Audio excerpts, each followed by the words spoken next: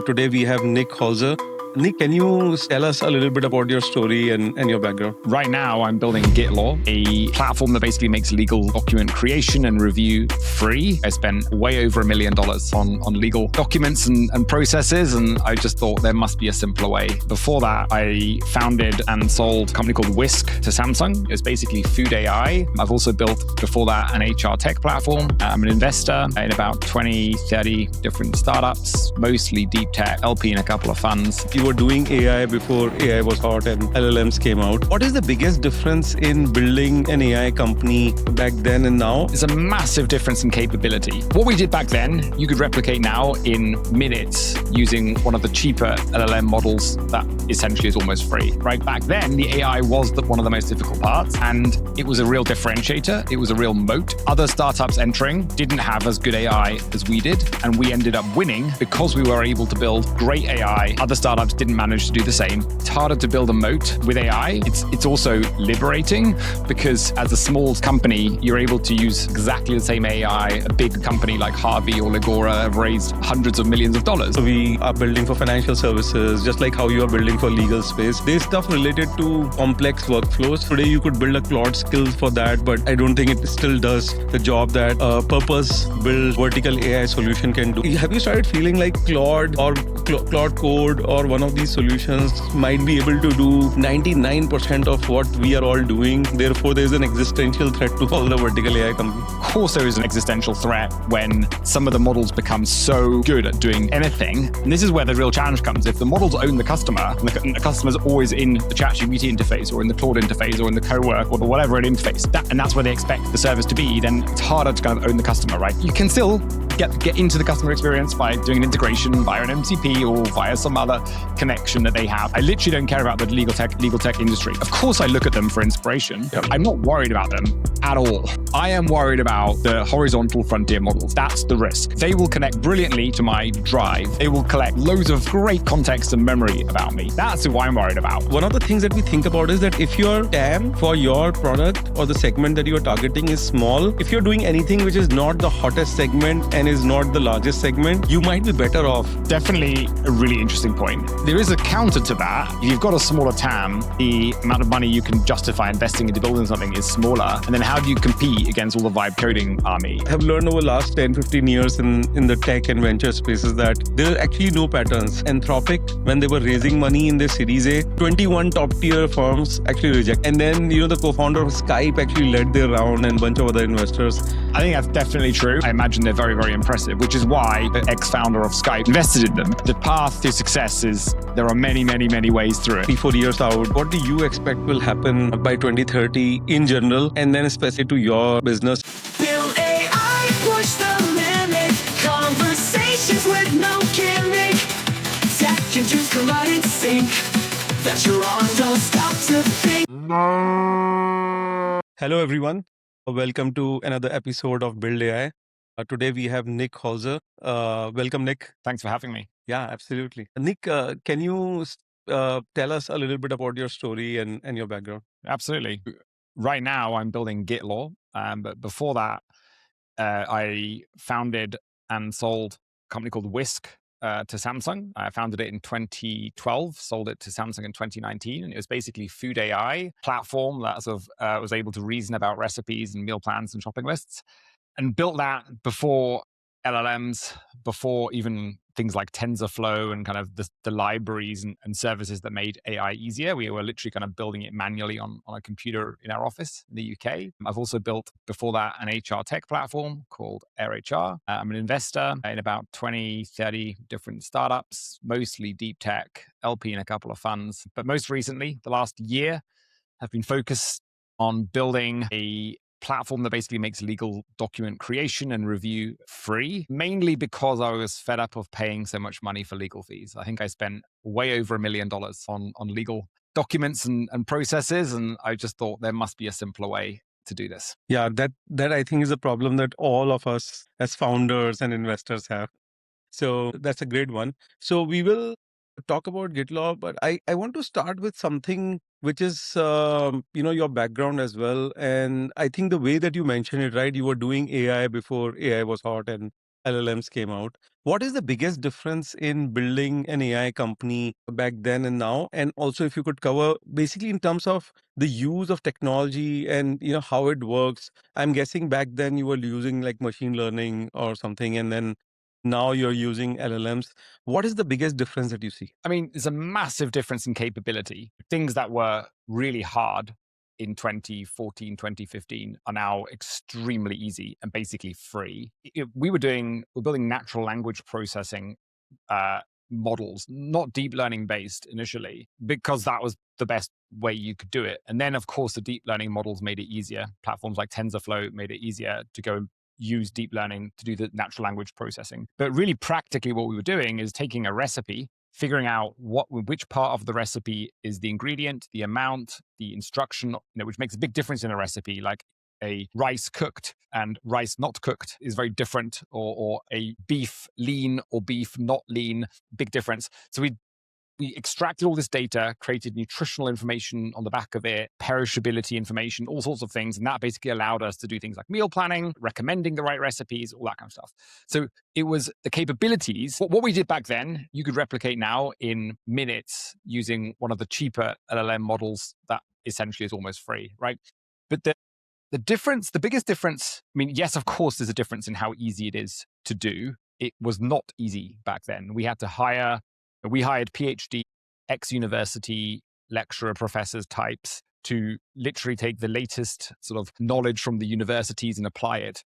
That very quickly changed. And today, the AI becomes not the most difficult part of what you're trying to build. So back then, the AI was one of the most difficult parts.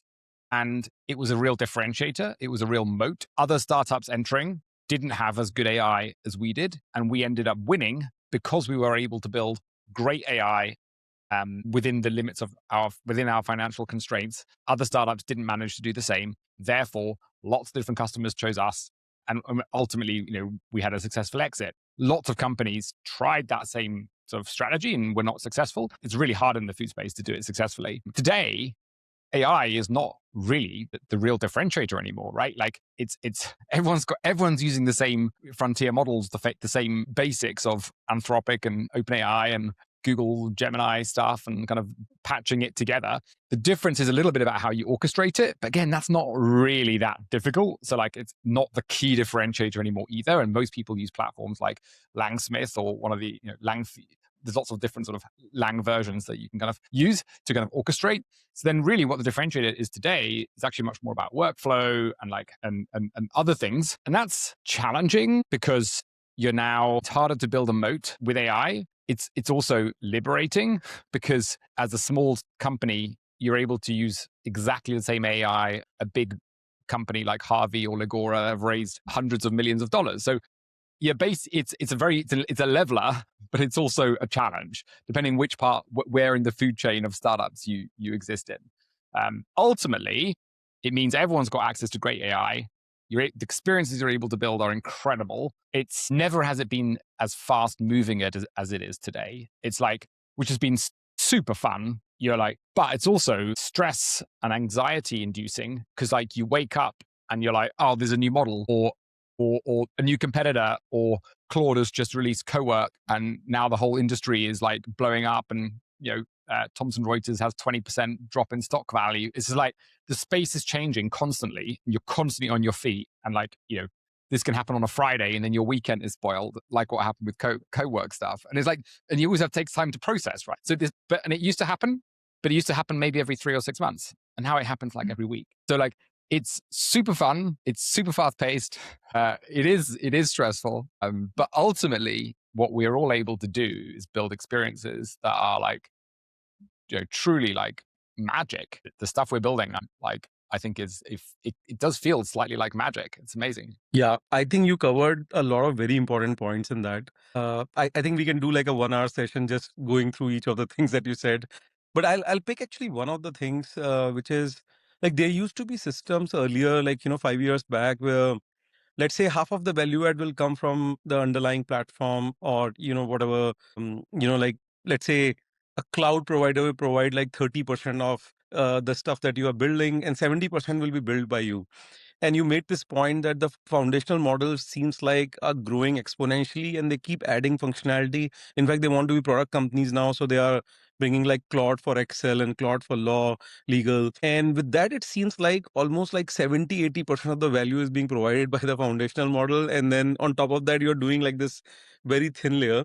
But then how do you, and you said like it's very difficult to build a moat. The way that we look at it, like we are a vertical AI venture builder. So we are building for financial services, just like how you are building for legal space. And we still see that there is some stuff left. I think foundational model companies, may or may not be able to conquer. For example, there's stuff related to very like sort of complex workflows. And, today you could build a Claude skill for that, but I don't think it still does the job that, purpose built vertical AI solution can do. And then there are things which you still require human beings. In regulated industries, there has to be a compliance oversight. There might be a bunch of other things. But in your mind, how do you see it? Like, do you feel like, have you started feeling like Claude or Claude Code or one of these solutions might be able to do 99% of what we are all doing, and therefore there's an existential threat to all the vertical AI companies? I think it's definitely on everyone's mind. That isn't the conclusion that I come to, but it's definitely on everyone's mind. I think your cloud example, I think, is great because building a website before cloud was like hard, as in you had to buy some hardware and plug it in and run your own server and do all that stuff. And then, which meant the kind of quality of the website or the service you could build on top of that was only part of your focus. And then that became really easy, a couple of clicks. And then the databases became a couple of clicks. And then the other kind of stuff on top of it became a couple of clicks. And slowly you're able to like spend more and more time building these more and more like much more complex or power. Complex is the wrong word because I don't like complex, but like better experiences because you can now focus on that part. You don't have to focus on the rest of it anymore. And I think the same thing is, so was that bad for software? Absolutely not. Was there a smaller opportunity because the cloud providers were doing all that stuff for you? Not at all. The opposite happened, right? Software like grew like crazy. So I think the same thing is true in many ways for AI. It's like suddenly you don't have to worry that much about that specific part, but you can instead focus on other parts. Does that mean there isn't like, of course there is an existential threat when some of the models become so good at doing anything. And I think really the question is like also a lot about like customer acquisition and who owns the customer. And this is where the real challenge comes. If the models own the customer and the customer's always in the ChatGPT interface or in the Claude interface or in the Cowork or the whatever it interface, and that's where they expect the service to be, then like, there's more of it's harder to kind of own the customer, right? And then you can still get into the customer experience by doing an integration via an MCP or via some other connection that they have. They have various different ways of doing that. But I think if I look at like the legal space, there are some important things I think which Claude or ChatGPT and others won't do. Like, for example, if two people are negotiating, you want to have a good record of the revision history or kind of the version history between the two different parties. You want to have some workflow that's not open to decision making. It's kind of fixed, like the sign process and the context that one party has one party's AI has some context, the other party's AI has different context. You're not kind of blending your negotiation tactics with the other person's negotiation tactics. You might also want to provide it some templates or standard practices for, both parties will probably do. So there are a whole bunch of like workflows and like bits of context that I think that do become really, really valuable and do make the difference between. I think a really easy way to think about it is, if you're going to create an employment contract, would you trust a lawyer who is as good at using AI creating that employment contract with Claude more than you trust yourself using Claude directly? And the answer is probably yes. So what's that lawyer doing? Well, they have lots of context, they have lots of expertise, and so in software, you can basically replicate a lot of what that lawyer is doing in that experience in providing that context. So I do think there's, for quite a long time, there's going to be like space for software providers to build that kind of like lawyer-led experience with all the right workflow tools that lawyers usually use or people in legal contracts kind of use, and build that into an experience. Now, I think the interesting thing I've seen since, especially with Cowork and Claude, is every single like founder or company with their own agenda basically on LinkedIn defends their own thesis. And it's like fascinating, right? Because you just watch, everyone is saying, everyone's worried about, co-work, but it doesn't apply to me because of, or it doesn't apply to my industry because of A, B, C, It's D, very E. self-serving. Everyone is self-serving, right? So I think and that's kind of what I've been, I think what we should all be doing is like, try not to be too self-serving. Try to look at it as like as a market perspective. Try not to look at it today in 2026, but try and project forward to 2030, or if you want to further on. But the horizon I'm trying to work to is 2030. I think that's like AI is going to come a long way to 2030. And, it's kind of 3 years out, doesn't feel too abstract, right? I think so. I think on that horizon, I don't think that I don't think there's, the fact that these horizontal platforms like Claude and Open ChatGPT exist, I don't think will be a threat to our business. I think we have lots of value to add. And I see that in our product every day. I think within the next 3 years, a whole bunch of other stuff will also become apparent, of how we can add more value. But is there risk? Of course. And this was literally my thesis, in the investment deck from a year ago. It was, I don't care about Harvey, Legora, or any of those players. I literally don't care about the legal tech industry. Of course, I look at them for inspiration, but I'm not worried about them at all. I am worried about the horizontal frontier models. That's the risk. They will connect brilliantly to my drive. They will collect loads of great context and memory about me. That's who I'm worried about. And that's been true right from the beginning. So for me, it's not a shock. It's a totally expected evolution of where the market's going. But does it mean that I'm not thinking about it and kind of like slightly anxious about it? Of course I am. Like I would be negligent if I wasn't. Yeah. Actually, I want to ask you, since you mentioned that, we should be looking out, 3-4 years out. So let's say 2030. What do you think, like, what do you expect will happen by 2030 in general? And then specifically, let's say to your business, like, I think you started touching upon that maybe some things will become very apparent in, by 2030, that it's not just the foundational models. You still need a bunch of stuff that, vertical AI companies are doing, as an example. But what do you actually expect will happen, in the next few years? So I think the models will continue to get much, much better. We're seeing that with every model release. You don't have to be a genius to predict that. I think they'll continue to become cheaper. Some people say, oh, they're going to start marking up the price. I think that's absolutely ridiculous. I think because there are so many open source models and there's so much competition in the market, if someone was to ramp up their price or whatever, there's so many alternatives now, which are maybe not as good as the latest leading model, but they're not far behind. All the frontier models will become better and cheaper. The majority of them, the platforms will also connect more seamlessly with other software, so you can easily access the context in other places. So the documents in your G Drive, the documents in your SharePoint, whatever you happen to use. That's, I think, the main trajectory. I don't think they're going to go like super deep into like the verticals. I think they will create use case like examples for them to show people how they can build stuff on top of them. And that's exactly what the legal plugin for Claude was, one of many other example plugins, which was super lightweight, which was published at the same time. I think it was like 10 or 15 or something, right? They published like a couple of Fridays ago. But people focus on the legal one because like, oh my God, wow, this is so much money's gone into like Harvey and Legora, and now there's like, it was just an example plugin, right? And they're building these like basically easy ways to use their models. I don't think they're going to go super deep. There is some counter to that.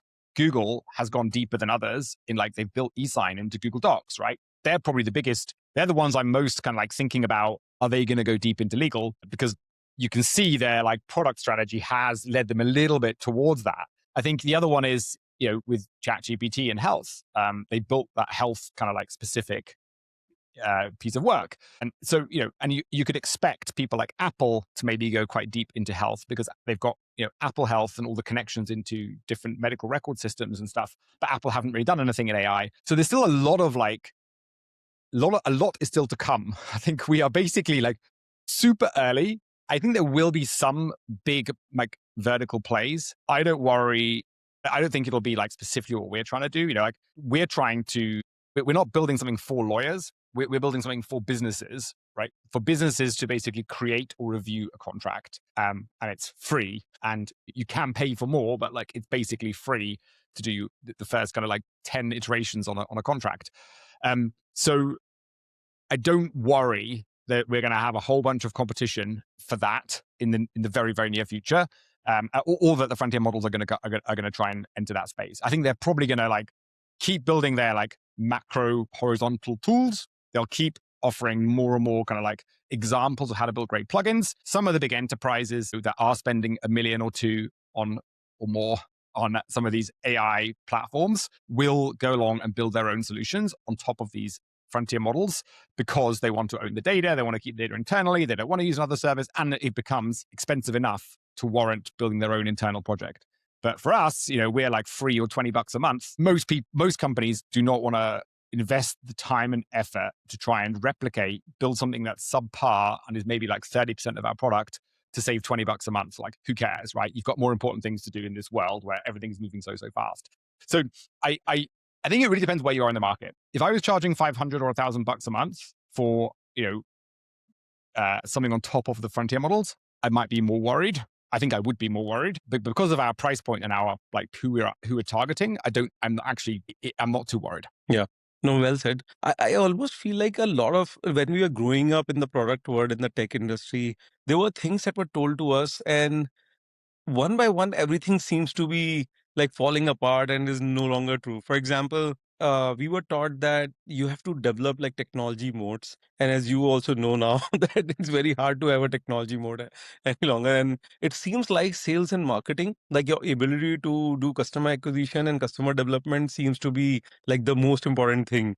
That, if you have that. And similarly, it looks like a lot of things that we used to sort of, think about. Like, for example, you have to build a large team really, really fast and, start sort of, building different aspects of your platform. Now it looks like you can actually have a very small team and do a lot of things. You can, like some people are saying, you can build a 1% billion-dollar company. And so it's very weird. Like going back to the question that I was asking you, one of the things that we think about is that if your TAM for your product or the segment that you are targeting is small, and so if you're doing anything which is not the hottest segment and is not the largest segment, you might be better off, because the foundational model companies and big tech companies have no interest in like small business lending as an example, but they have interest in health, they have interest in finance, like as it relates to like stock market, like Perplexity is building a lot similar to what Bloomberg has today, like Google Finance has. And as you said, right, Apple and ChatGPT are very interested in health. So these are verticals, but still we are talking about like massive industries with massive TAM at a very high level. But then if you go to like, like a mid-size industry with a smaller TAM and, something very specific in that, it seems like it will be not very natural for these big tech companies or foundational model companies to actually go and attack. So a lot of things are like very counterintuitive now, how you look at it. I think that's definitely a really interesting point, and I'd love to fit. Yeah, there is a counter to that. It doesn't mean that the counter's right. The counter to that is, if you've got a smaller TAM, the amount of money you can justify investing into building something is smaller. And then how do you compete against all the vibe coding army, right? So you've got all these, in every single possible field, you've got founders vibe coding their way into everything. So if you've got enough capital, you can build a really amazing experience as long as you don't charge too much. So the market also keeps you honest. You can build something really, really great. But there is always going to be this, anybody can vibe code their own experience. So there's always like a little bit of a balance, right? Of like how much, like that's it. That's the other competition I think is important to not forget. So you've got on one side, you've got the horizontal frontier models taking the big TAM topics, right? Or trying, or potentially trying. We're not even sure they're actually doing it, but we're thinking they might do. Then on the bottom, you've got all the vibe coding people, which is not just one or two person, one person on their own in the bedroom. Usually it is, but using Replit and with Claude Code on top of it, actually building really, really good apps and moving super, super quickly. So in the middle of that, you have to, if you're trying to build a startup, especially a venture funded startup, you've got to try and find that sweet spot of like, what's the right market to go after? And how can you differentiate sufficiently from both sides? So, but if you do it, It's an amazing time to build AI companies, right? Look at the scale of the speed of scale of Replit and Bolt and Vercel, and they've, they're and Base 44. I can't remember what that guy, how quickly he scaled, but it was something like 0 to 80 mil in like six months or some crazy timeline like that. You'd have never heard that before. Lovable talk about themselves as being the fastest growing startup in the world or something like that. I don't know whether that's true or not in data, but again, all AI companies that have been successful have got there super, super quickly. So this is what also creates that anxiety, I think, for founders, because you can be successful, really quickly if you get it right. But you're competing against so many people and the frontier models who've got billions, and have got massive talent density. They hire the smartest people in the world. So it's a fun time to be in building. Yeah. Something very related to this, domain expertise, right? How much do you believe in it? I know if I look at your background, you did an HR software company, and then you did an AI food company, and now you're doing something in the legal space. If I was to guess your answer, it will be okay, domain expertise does not matter. If you're a learning machine, you can learn pretty much any field. But more and more in vertical AI, people are talking about domain expertise as, apart from your ability to sell and do customer development, domain expertise could actually help you because there are very sort of interesting things in verticals. Like, for example, I can talk about financial services. If you're building something in that, you really need to know what the regulator will allow and what it will not allow, and the things that you have to be compliant with, the places where you will find this data and or not, and then the kind of players that are sort of easier to integrate with and the others who are not. So there's a lot of tribal knowledge, or call it domain expertise, that is there. But how do you think about domain expertise as a moat? I don't think it's a moat because you can hire domain expertise, and it's not very expensive to hire. So if I want to get the best financial regulatory knowledge person, I'm not in the financial industry, so I don't know who that would be, but I imagine they probably are available on market for 200-300K, right? Maybe a third of that, or maybe slightly more, but I've got no idea, but it'll be something in that region. And so if you can hire that person for that amount of money, then how's that a moat? That it's just there's some that obviously there's value, right? But I also think there's a lot of value in knowing how to build a product, knowing how to line it with what users want, knowing how to bring it to market, knowing how to put together a team, I think there's lots of value in what lots of people know, but I don't think any of them are necessarily moats, because you can usually hire the gaps that you have. As an investor, I definitely look at strong founders, because you do want strong founders that have also got grit, can kind of stick it through the ups and downs, of which there are probably more ups and downs daily in AI than there were in previous kind of periods. So I think there's strong founding team, super important. Do they have to have knowledge of the exact industry? I don't think so. I probably would prefer a founder to invest personally in a founder that had built other tech companies before and had a track record of building other tech companies, software products before. They don't have to be the founder. They could be the lead designer or product manager or lead engineer or some have built their own personal projects on the side successfully.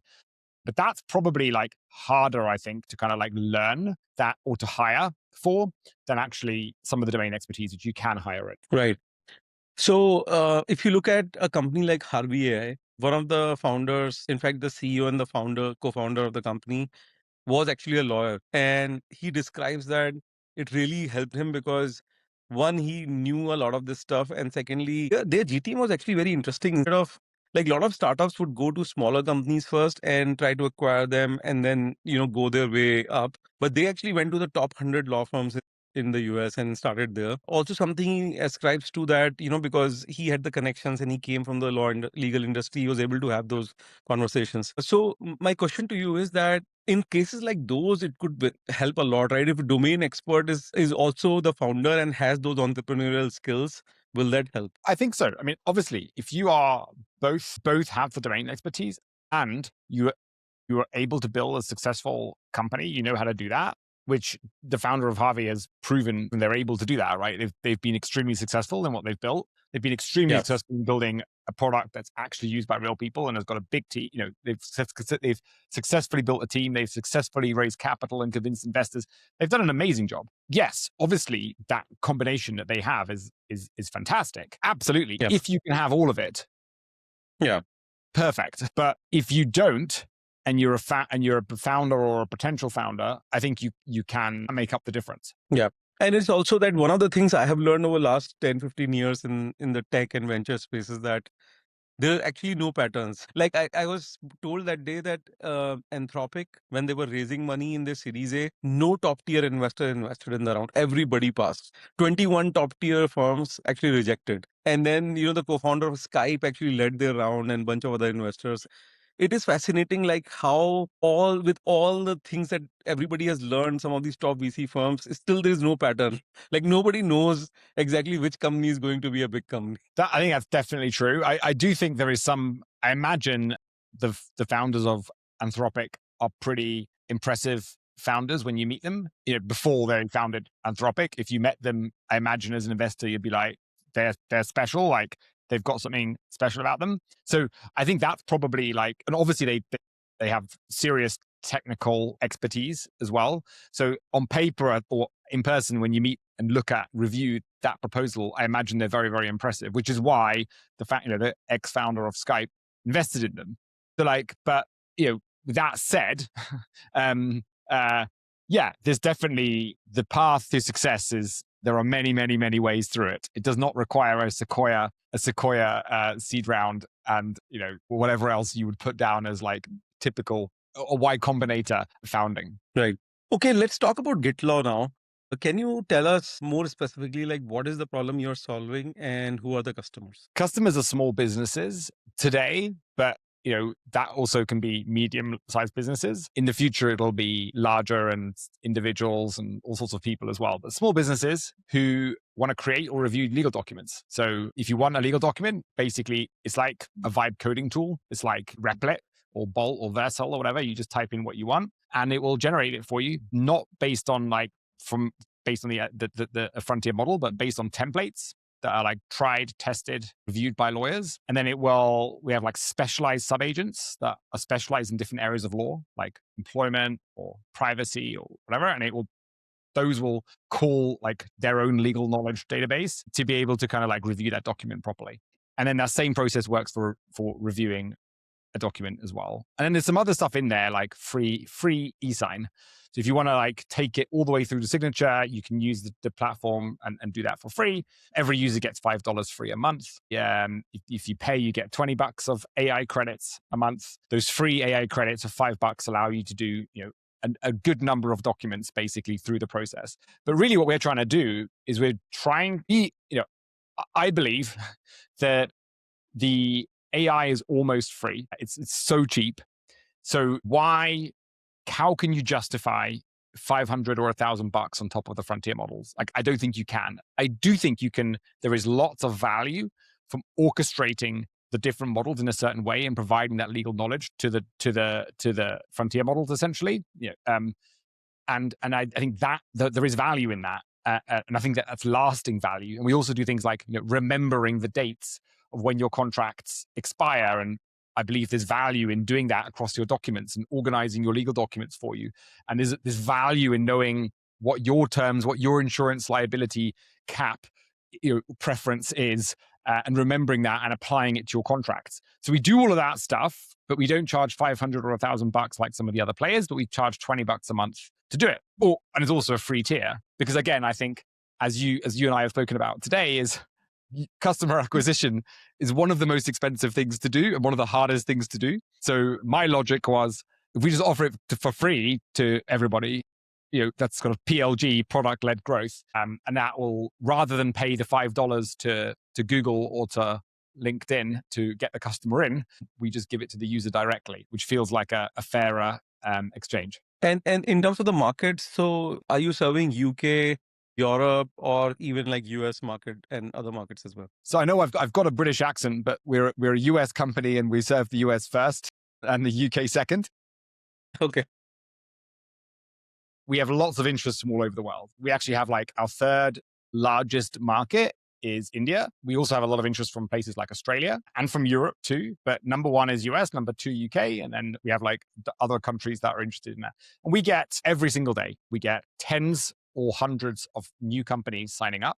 And we have thousands of companies using it. And the general feedback is like super positive, and people like have tried the generic, directly in Claude or directly in ChatGPT, and they're like, "Yep, this is what I was looking for. This is better. This is, I trust it more because it's using these templates, and the result was better." And so I'm super excited by continuing to build that out. Right. And just sort of, trying to understand the lay of the land. So companies like Harvey AI and Legora and yourself, and maybe some of the other companies like Case Text, which was bought by Thomson Reuters. Can you just differentiate them in terms of like who is the customer segment and what problems are they trying to do versus the others? Yeah. Most of them, everyone that you just mentioned, are focused on lawyers. So they are trying to provide tools to lawyers. And as you mentioned, Harvey is targeting elite law firms, I think is how they framed it a while back. I think it's still how they frame it, but they target law firms. So we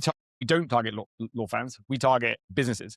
The reason for that was, I guess, somewhat personal, which was like, lawyers, I don't think will ever take legal to as far as it can go in terms of value to a customer, which I believe it should, in my opinion, drastically reduce the costs to do many types of legal documents, because AI can do a lot of the work. Lawyers, that's terrible for their business model. You've basically got their whole business model is selling hours. So if they sell less hours, then like revenue drops drastically. For partners who are in control of law firms, they've worked their way up the law firm so that they can get to the point where they are partner and other people more junior to them do the work and they can get the benefits. Then for them, it's like, hang on, I've done my 10 years.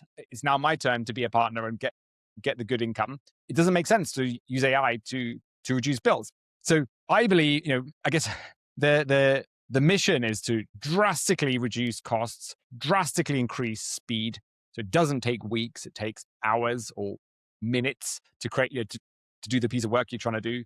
We will and do already connect with law firms as well. So like a user can create a document on our platform, share it with their counsel can provide feedback. There's lots and lots of questions that some lawyers have on that, which is like, what? A document created on someone else's template? No thanks. But there are definitely lawyers who are AI first and are like, yeah, that sounds great. So the industry is changing, but we are focused on small businesses. Most other, like 95%, and probably like 99.9% of people you've heard of are focusing on lawyers. That's the simple differentiation. Got it. And I think we have seen a flavor of what you're building. Like, for example, Y Combinator or Eduresi or one of these folks created the Safe, which has been used by thousands and thousands of startups to raise money, like a standard template, very useful. And then I think it is OpenVC or OpenLP. They created a bunch of documents for VC firms or investors. And so, totally see the value in that. And there are like, 100 different types of these legal documents. So why not have a platform? And looks like you're also creating it as a system of record. So I can keep track of when these agreements are expiring and, if there are other issues. Do you think that one day you would also extend this to actual sort of, litigation, or if not actually litigation, like, when you get a notice from, like, a company gets a notice from another company, they get really frightened, and then they will reach out to the lawyer, and the lawyer will start charging at like $400 or $500 an hour. And it's very hard to figure out like whether the lawyer is trying to solve the problem or like taking more time so that they can bill, right? So are you able to one day even solve that problem for companies and startups? Yeah, 100%. So like we don't publicize it yet, but we will soon. We've got an assistant in email, like assistant@git.law. So you can already forward your, whatever that is that you receive, that notice you receive, you can just forward it to assistant@git.law, and the assistant will review the email or the document and get back to you, right? So like the AI assistant, it's not a human. And yes, we are building with lawyers to build like the lawyer part. So the lawyer also reviews the AI's work, and then the AI can judge the right price for it. And also you can choose I'm not sure if you've ever done a will before, like, what happens when you pass away, but like a lot of those services have like, what level of lawyer review do you want? Self-serve, basic, or premium? And I think that's basically kind of, the future, right? And do I want to pay $200 an hour and have someone review it for $50, what the AI did? Or do I want to pay $1,000 an hour and get the best lawyer in the country and I pay $500 for that document, right? And then depending on how important the deal is, you'll choose which one of those it is. And often it will probably be the $50. Sometimes it'll be the $500 because actually there is real value in paying someone $1,000 an hour because they've got so much expertise on that specific type of contract.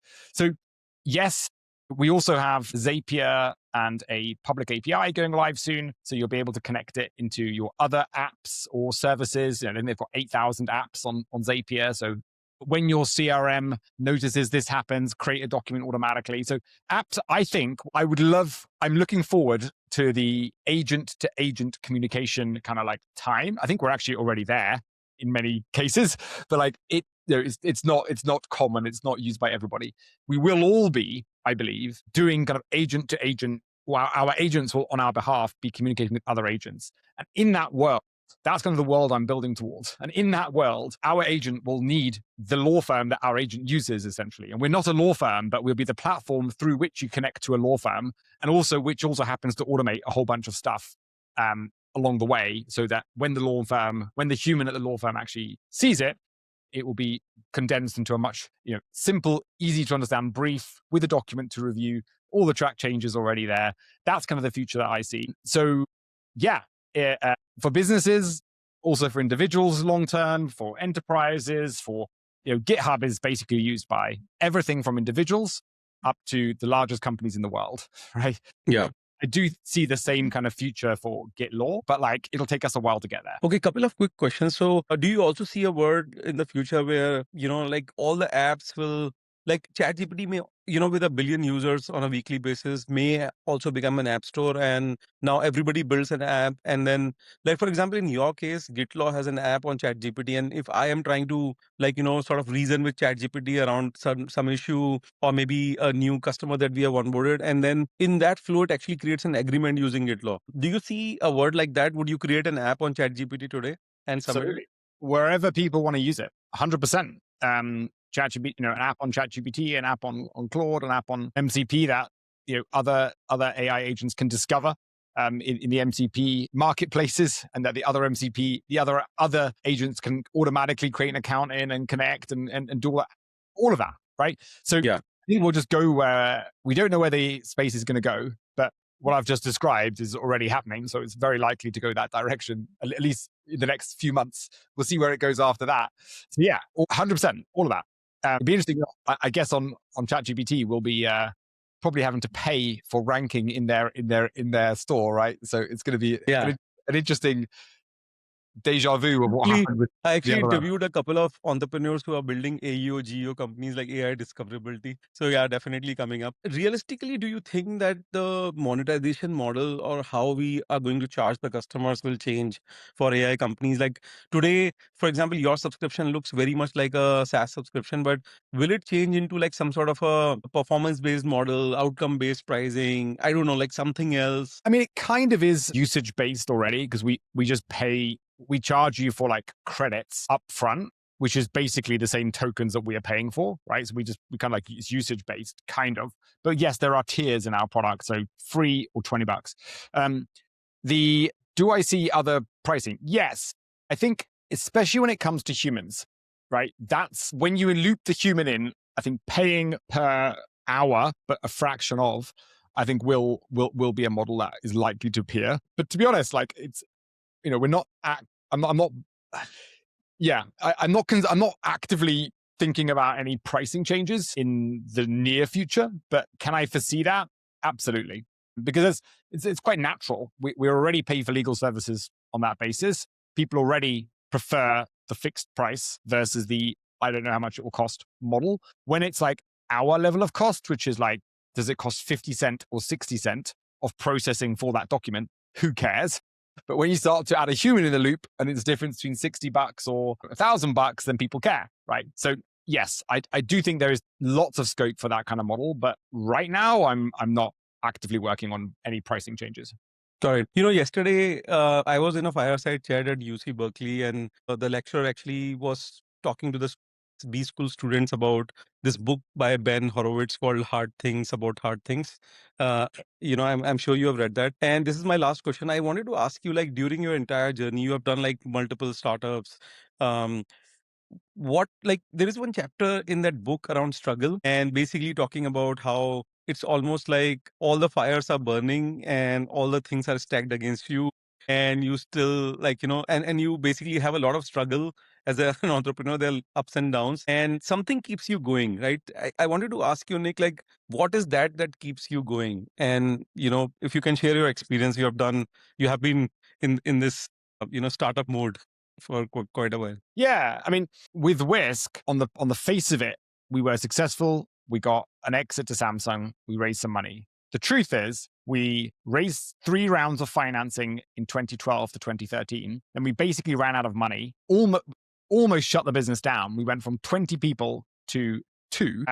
We were extremely close to death, and we pivoted the product 3 times. So, like, very, very experienced in failure. Like, and so what keeps you going? Well, I find exercising regularly helps with your kind of state of mind. It's hard sometimes. You're stressed and you're worried. You haven't got enough time in the day. Everyone's doing 996. They're working all the hours of the day. How on earth could I fit in an hour for gym? But I do think it's important. Secondly, and much more important, is actually, for me, I think everyone has a different thing, right? But for me, it's my wife. I have a wife. I have 2 kids. Spending time, my wife's support, her belief that and understanding that everything might fail has been like mentally important to me throughout my journey. I think everyone has different things that supports them. For me, it's my wife, my family, as in my kids. Like, having them, without them, I think I'd find it much harder. And I do this. I have to say, like, I'm an exited founder.